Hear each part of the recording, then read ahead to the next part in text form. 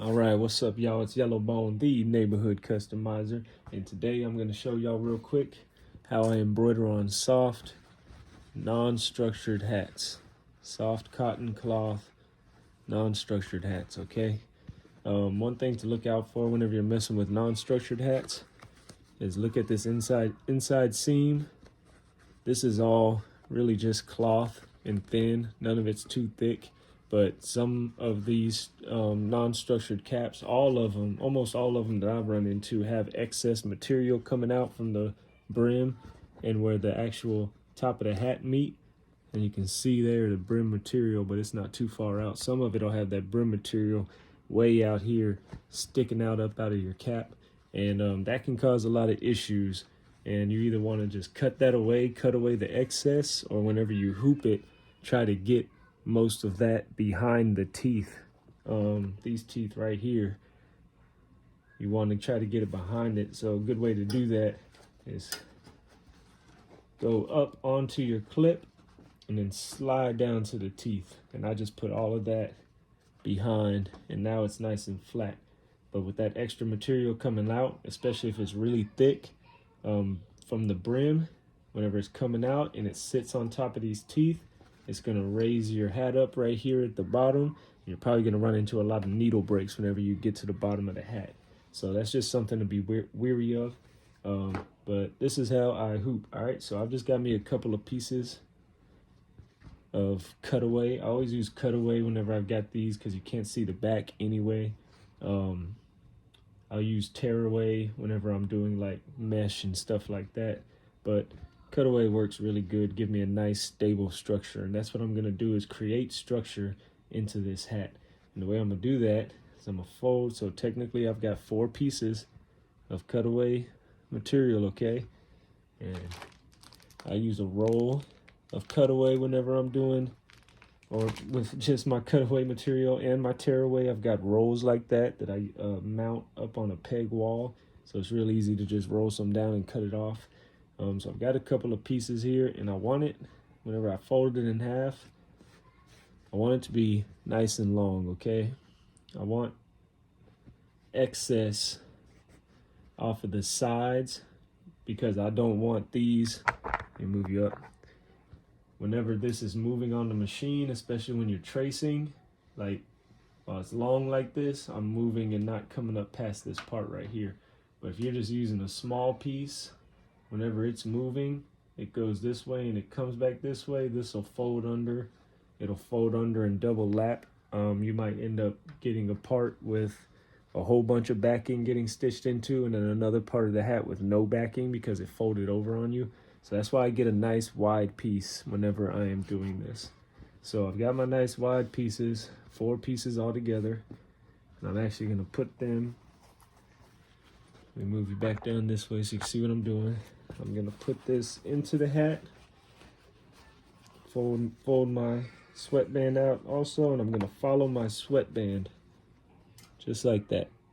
All right, and then I'm gonna go ahead and hoop it all together. I'm gonna hoop the hat, sweatband with the backing. Sometimes you gotta floss it underneath there. All right, so I've got it all on there, right? And what I'm gonna do is kind of flatten it out, maneuver my hat, and I'm gonna pull that backing so that it's nice and flat and pulled out. All right, so now I've got this on here. I'm gonna go ahead and run my sweatband down and run my clamp over. Make sure you're following the seam of the hat with your teeth, of course. I like to pull that sweatband all the way down in on both sides whenever I'm getting those sides hooped also. And you see I got a little curve right here, so I'm gonna just unsnap that, straighten it a little bit. I'm actually gonna add some more tension here. Where's my screwdriver? Here it is, on the floor.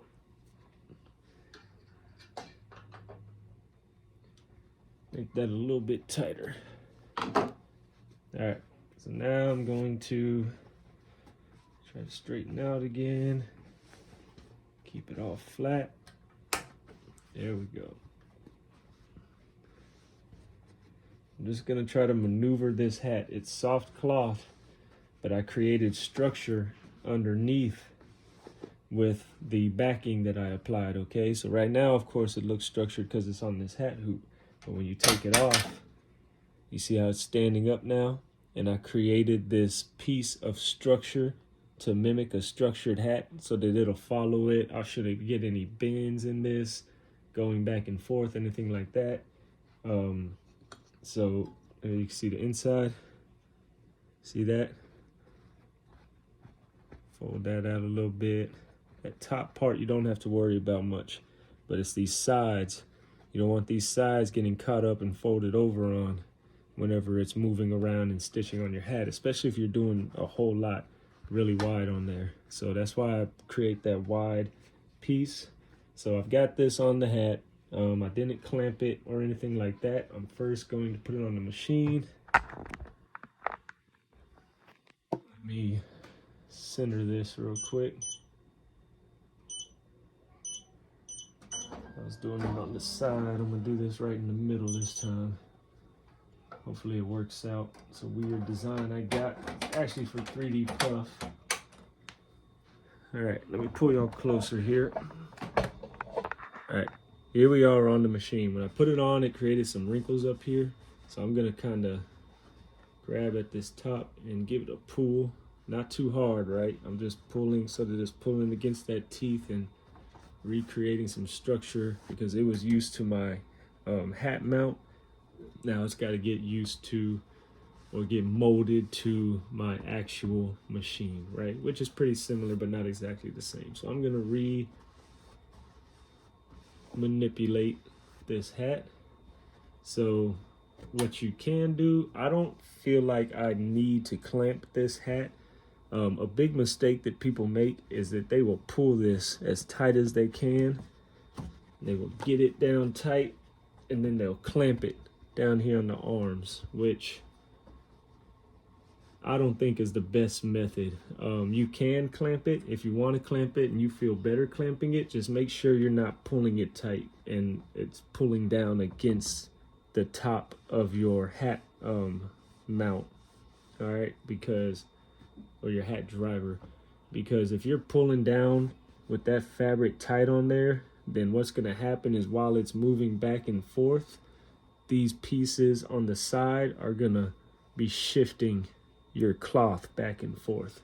It's going to shift a lot of stuff during the design. You might end up having outlines that are losing registration, having things landing in places you didn't want them.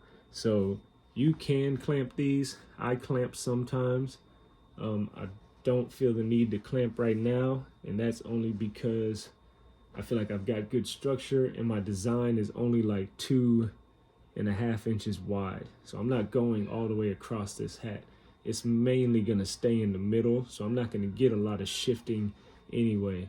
If I was gonna be going pretty far, then I would clamp it. But what I'm gonna do is pull it softly and clamp, okay? You ain't trying to prove a point by how tight you can get this thing. Pull it softly and pull it softly and clamp. All right, so now I've still got some slack up here for this to move around while it's stitching. All right, you don't want to really pull that tight. You're gonna end up losing registration. I know you feel like the tighter fit is better, but I just explained to you why it's not.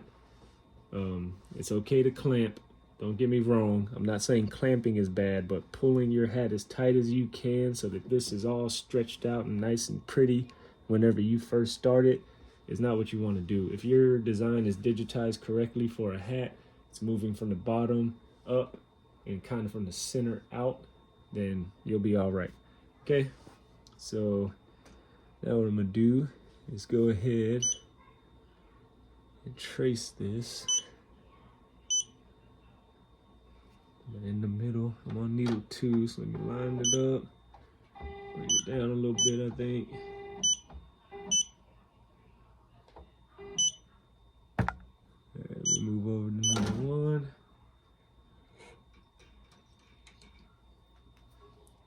push this down and trace it.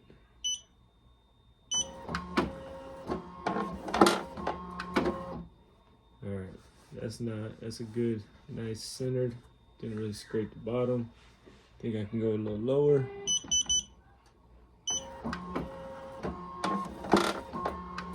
Alright, a little bit higher than that. Alright, I'm gonna re-straighten this. And actually what I like to do whenever I get done getting the placement right and everything, I like to take this off and make sure I didn't have any issues underneath. You see how it's all still flat and how I showed it to you earlier? That's good. Even after doing a couple of traces, it still stayed the same. So what you did, but whenever I put those 4 pieces nice and wide, I created that structure for the hat. So get this all maneuvered where it needs to be. Let's let this roll.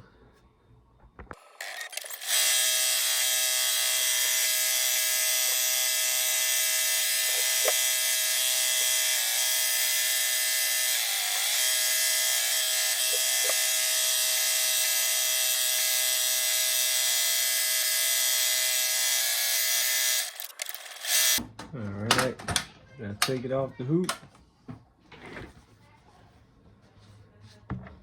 Let's see. That's a nice clean stitch out. I had some thread breaks along the way. Let's kind of see what we look like on the back. So I think my bobbin tension could have been a little bit tighter. That might have been why I kept getting thread breaks. Or my top tension a little bit looser. One or the other.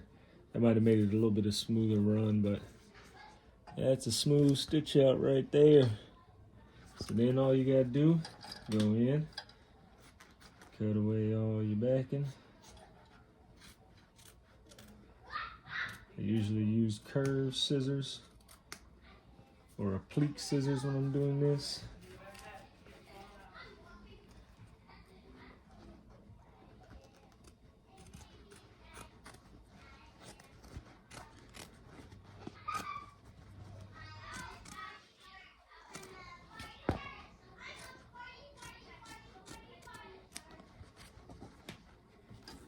There you go. And now you've got your unstructured hat stitched out, nice and clean. Don't got a bunch of pinching or anything like that because we gave ourselves a nice solid background of structure as we ran it. Everything stayed in registration in line where it needs to go. That is how it's done, y'all. And this right here is the flat version of this design. And then this is the 3D. That's this design with 3D puff.